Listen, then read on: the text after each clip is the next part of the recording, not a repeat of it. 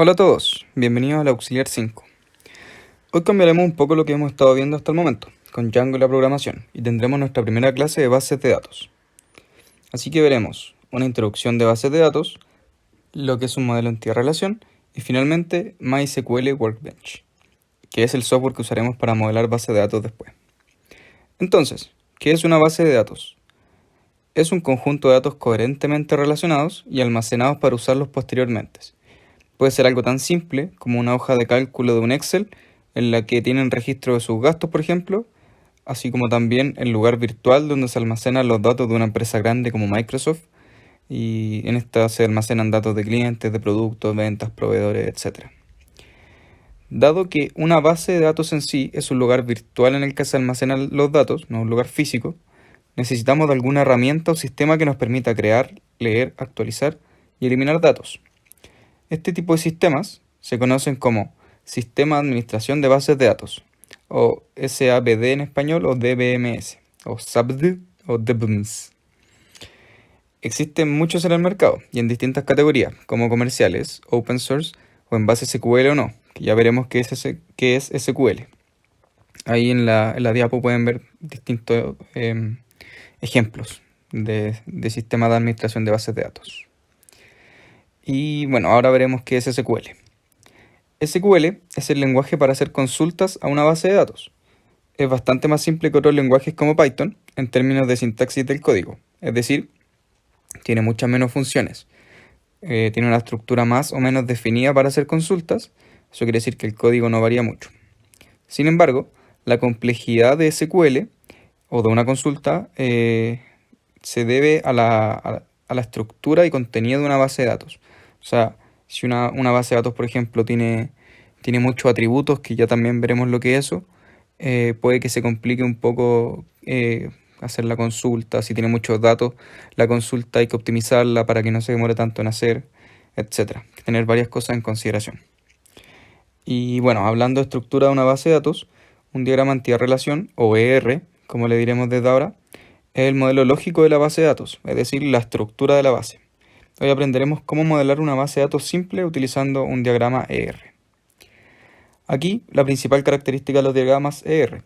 Estos consisten, como dice su nombre, en identificar entidades del negocio que queremos modelar y cómo se relacionan estas entidades entre ellas.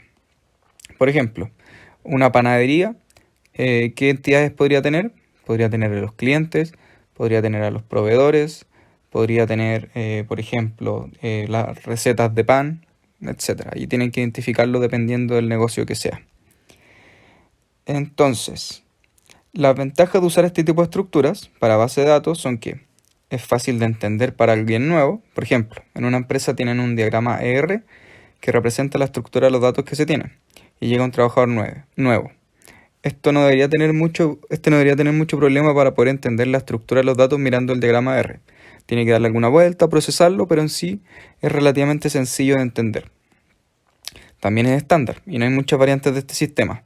Y finalmente reduce la redundancia y minimiza errores de consistencia, lo que lo hace más óptimo. Mientras que las desventajas son que hay que aprender a modelar, luego tenemos que exportar el modelo que hagamos al sistema en el que estemos trabajando, y finalmente hay que linkearlo con Django. Entonces, de manera muy simple, un diagrama entidad-relación consiste en una serie de tablas, como la que se ve en esta diapositiva. A cada tabla se le conocerá como una entidad. Entonces, en este caso, la entidad es trabajadores. Cada registro de nuestra base, es decir, cada trabajador, corresponde a una fila en la tabla. Luego, los atributos de la entidad, que es lo que la compone, corresponde a una columna de la tabla. Finalmente, una relación corresponde a una columna de valores que identifica un valor de otra tabla o entidad, pero más tarde veremos que esto en detalle, porque es un poquito complicado de explicar así teóricamente. Entonces, como les comenté al principio, nosotros trabajaremos con MySQL Workbench. Así es como se ve una tabla modelada en este software. Básicamente, es un recuadro que tiene una lista de los atributos de dicha entidad. Además, indica el tipo de datos que se almacenan en cada atributo. Si es un int, por ejemplo, es un número, y si es varchar, es un texto. Entonces, veamos un problema real desde ya. Primero, lean este enunciado, denle una vuelta y entiendan bien cada aspecto del negocio que se está planteando. Entonces, si nosotros queremos guardar los datos que se generan en ese negocio, podríamos intentar algo así. Aquí le pueden poner pausa y leer tranquilamente. Algo así. Meter todo en una sola planilla de Excel.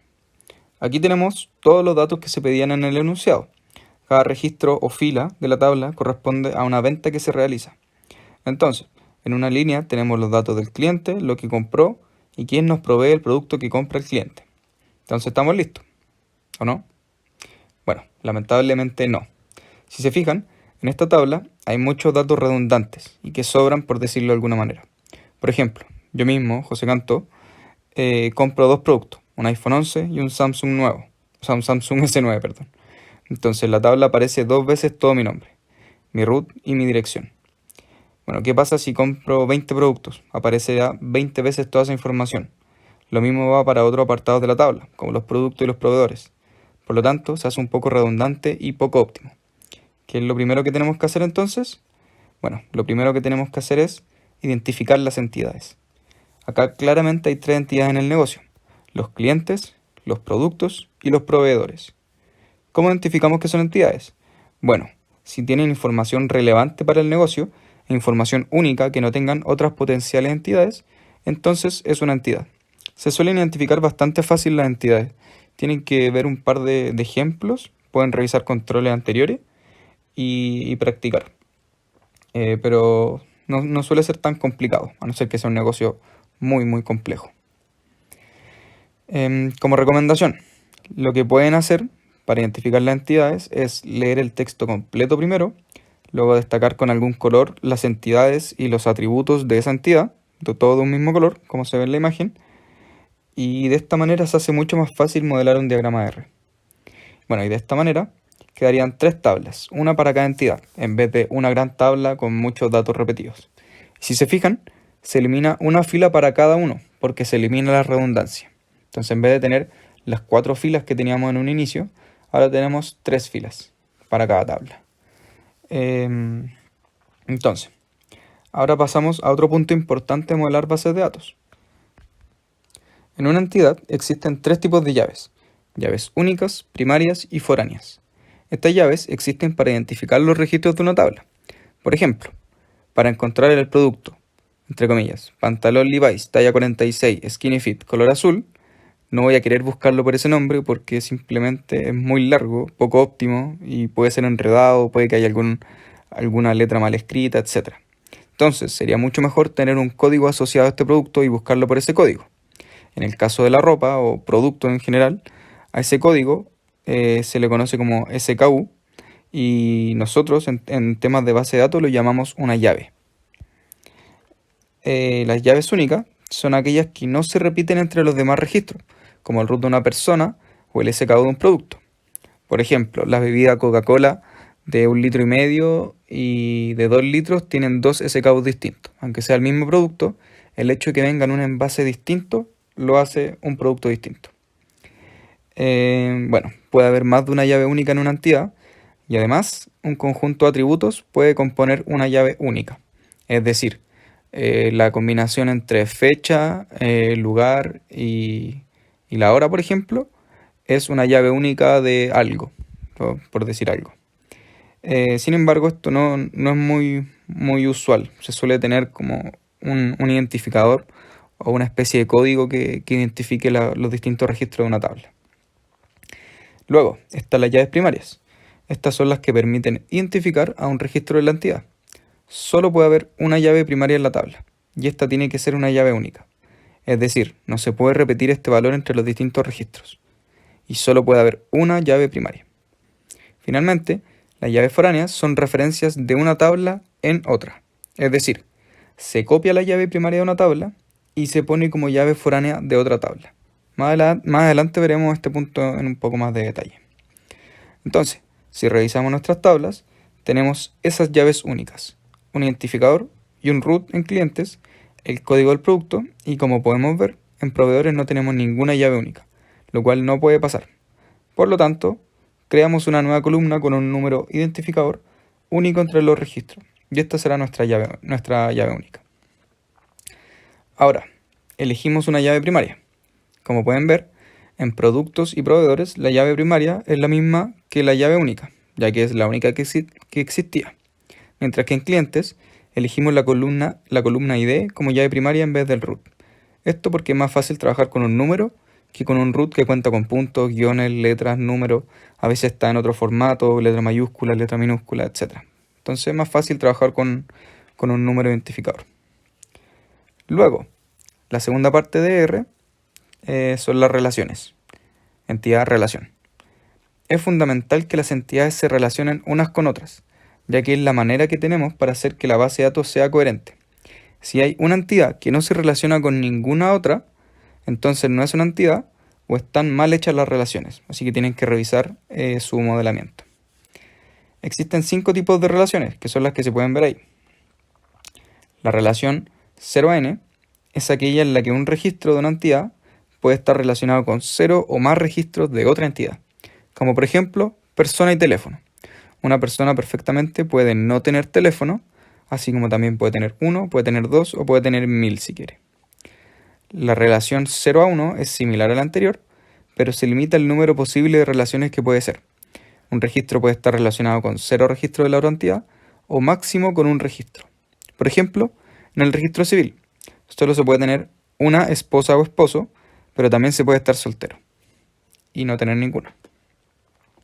Luego, la relación 1 a n es aquella en la que sí o sí debe estar relacionado por lo menos con un registro de otra entidad, pero no tiene un límite superior con cuántas se puede relacionar.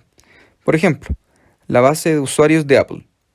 La persona que tiene un Apple ID sí o sí está relacionada con un producto, asumiendo que las personas no se crean un Apple ID porque sí, sin tener nada de Apple. Pero una persona puede tener más de un producto de Apple, por ejemplo, un iPhone, un iPad, un Mac, etc. Y en cada uno de estos dispositivos va a estar el mismo Apple ID.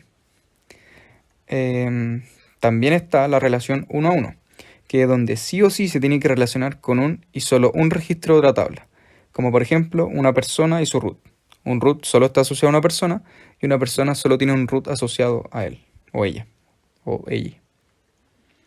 Finalmente, está la relación NM, que es cuando se puede relacionar con 0 o n registros de otra entidad y la otra entidad se puede relacionar con 0 o m registros de la entidad, de la primera entidad. Por ejemplo, una pizza y los ingredientes.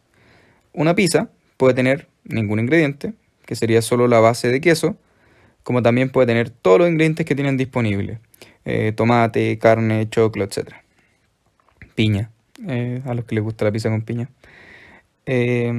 Mientras que un ingrediente en particular, por ejemplo la piña, puede estar en ninguna pizza, así como también puede estar en todas las pizzas que hacen en esa pizzería, por ejemplo. Entonces, una pizza puede tener n ingredientes y un ingrediente puede estar en m pizzas, un mismo ingrediente. Entonces, volviendo al ejemplo, en el mismo texto podemos identificar las relaciones que hay entre las entidades. Pónganle pausa al video e intenten identificarlas ustedes. Spoiler, aquí están.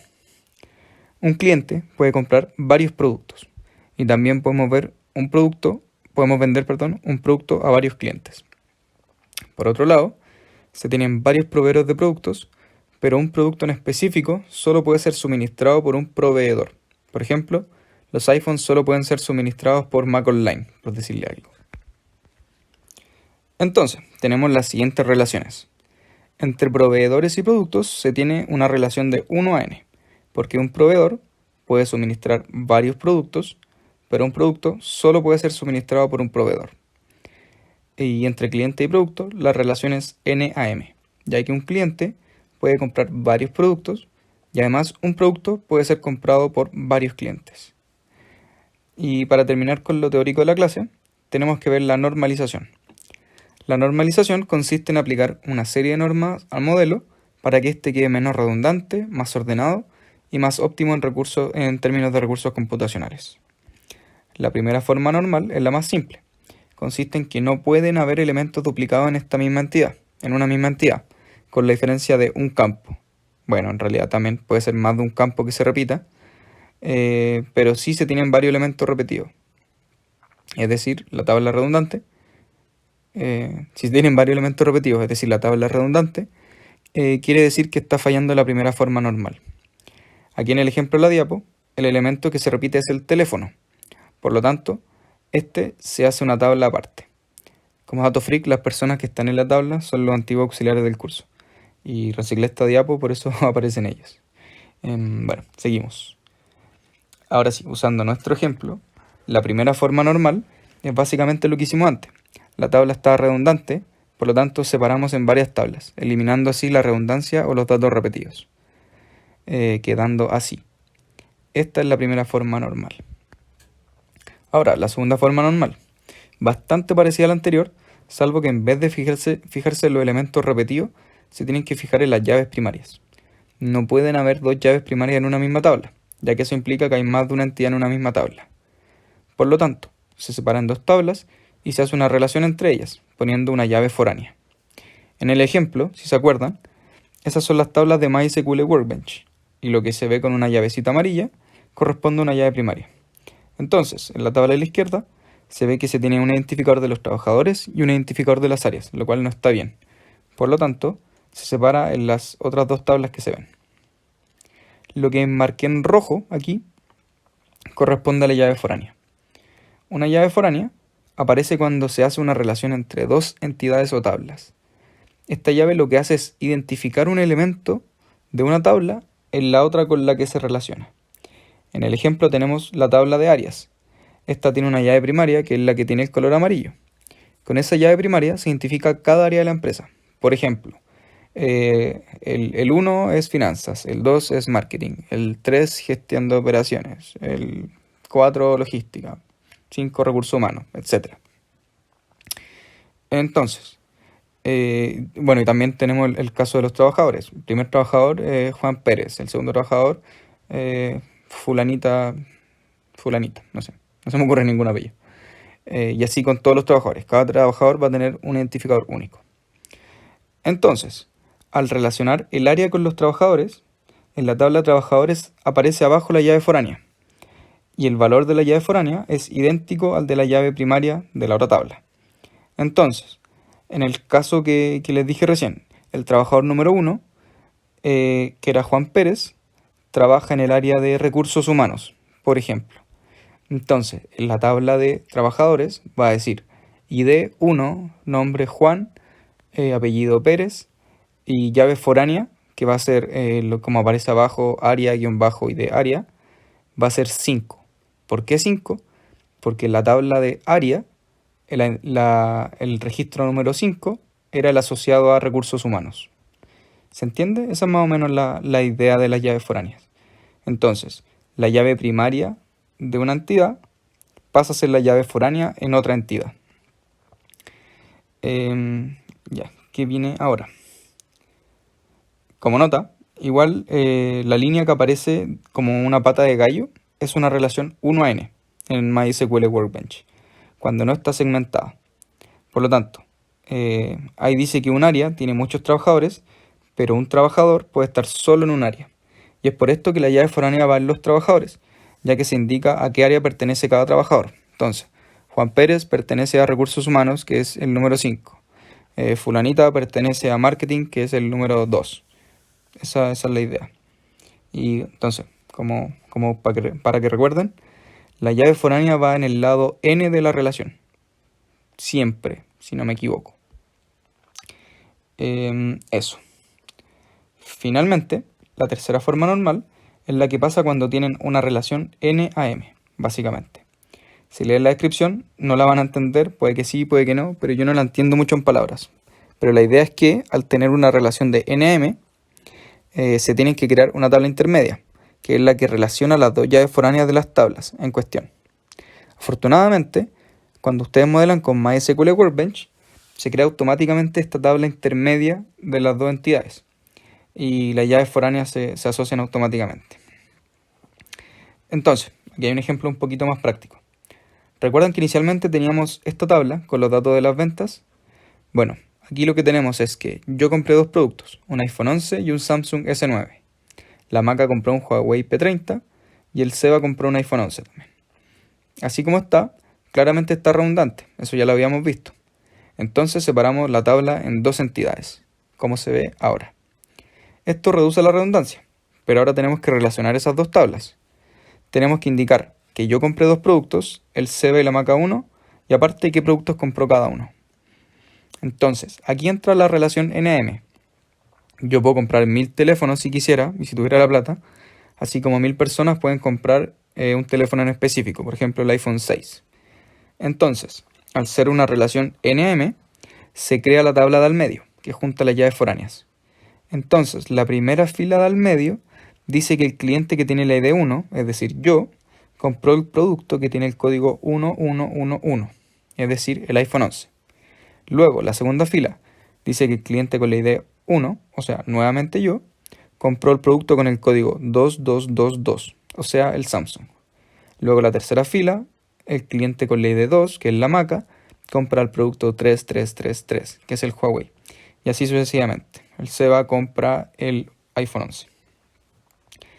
Esas son las tres formas normales. Como recomendación, les sugiero que se aseguren que tengan las entidades correctas y luego cuál es la relación entre estas entidades. Si hacen eso bien, probablemente al modelarlo lo hagan bien cumpliendo las tres formas normales. Eso. Entonces, ahora pasamos a algo un poco más técnico. ¿Cómo modelar usando MySQL Workbench? Lo primero es abrir el programa. Una vez que lo abren, verán esto. Hacen clic aquí y se les va a abrir esta vista. Hacen clic ahí en el más, se les va a abrir esto. Hacen clic donde dice Add Diagram y se les va a abrir el entorno de trabajo, que sería esta hoja que se ve en la imagen. Para crear una tabla o entidad, hacen clic aquí. Esto va a crear una tabla, así. Y hacemos lo mismo 3 veces, para crear las 3 tablas que hemos visto en el ejemplo de clientes, proveedores y productos. Le hacemos doble clic a una y se va a abrir la configuración de la tabla. Aquí ponen el nombre de la tabla y los recuadros que se ven ahí son los tipos de atributos que pueden ir poniendo. PK es Primary Key, o sea, la llave primaria. NN es que es un campo no nulo, o sea que se tiene que rellenar. UQ es único, si no me equivoco. B es binario, creo. UN no lo sé, ZF tampoco. AI es autoincrement. Esto suele ser recomendable para las llaves primarias, ya que hace que para cada nuevo registro se le sume 1 con respecto al registro anterior. Así la primera ID sería 1, luego la segunda sería 2 y así sucesivamente. Incrementa automáticamente, como dice su nombre. Y el G tampoco sé lo que es. Pero no suelen usarse mucho los que no sé, porque por algo nunca lo he puesto en práctica, en verdad. Entonces, rellena la tabla con los atributos que vimos durante el auxiliar. También tienen que definir el tipo de variable que es cada atributo. Int si es un número, varchar si es un texto. También tienen otros campos como fecha y otras cosas raras. Y el número que va entre paréntesis es el largo máximo que permite ese atributo. Entonces, si es varchar 45, solo se pueden guardar 45 caracteres por registro en ese atributo. Si es int 20, solo se puede guardar un número con 20 dígitos de largo. Eso. Hacemos lo mismo para las demás tablas y se va a terminar viendo así. Al costado están las relaciones. Recordar que cuando la línea de la relación está punteada, quiere decir que la relación es 0 algo. Si es recta es 1 algo. Entonces, ponen las relaciones como lo habíamos hecho antes. Y ahí se puede ver que se crea una tabla al hacer la relación NM. Recordad también que al lado que tiene las 3 líneas en una relación 1N, o sea, el lado que es como una patita de gallo, es el lado N. Entonces, leyendo el diagrama, dice un proveedor, N productos. Y por lo mismo, la llave foránea de esa relación está en la tabla productos, porque en una relación 1N o 0N, la llave foránea siempre va en el lado N, para que se acuerden de eso. Y eso ha sido el auxiliar. Espero que se haya entendido. Va a haber desafío, ahora sí que sí. Y bueno, durante la auxiliar le explico un poco más cuál va a ser la mecánica de las próximas semanas. Lo que tienen que hacer es hacer el diagrama ER completo del enunciado, que está en la próxima diapo. Entonces, tienen que identificar entidades, atributos, las relaciones entre las entidades y el modelo hecho en Workbench, normalizado, en formato PNG y en formato SQL. Ahí está el mini hint de cómo exportarlo en SQL. Acuérdense que SQL es el lenguaje de programación de las consultas a bases de datos. Entonces, para crear una tabla o para crear un modelo de base de datos, sirve el lenguaje SQL. Por eso, cuando ustedes hacen este diagrama, se puede exportar en lenguaje SQL. Para hacerlo, tienen ahí un pequeño hint de cómo se hace. Entonces, tienen que entregar 3 cosas por cursos. Una foto en PNG de su diagrama R, y les reitero que sea PNG, no en otro formato. El archivo SQL con el modelo, que es un archivo en formato, o sea, que tiene como extensión .sql. Y finalmente, un informe hecho en Word, LaTeX, LibreOffice, me da lo mismo que hagan el informe, pero un mini informe, con las entidades identificadas, explicitando qué atributos pertenecen a qué entidad y cuál es la relación entre las entidades, pero explicando cómo se vio el auxiliar, así como la relación es 1 a n, porque para una entidad pueden haber muchas de la otra entidad, etc. Pero con, obviamente, las entidades del problema. Tienen hasta mañana, bueno, hasta el miércoles, dependiendo de cuándo vean esto, hasta el miércoles a las 23:59 para entregarlo. Y el enunciado es el siguiente. Pueden ponerle pausa, leerlo tranquilo, y de igual manera está el PDF del auxiliar en material docente. Y así que ahí pueden revisarlo con más calma. Eso, nos vemos el martes en horario auxiliar. Chau.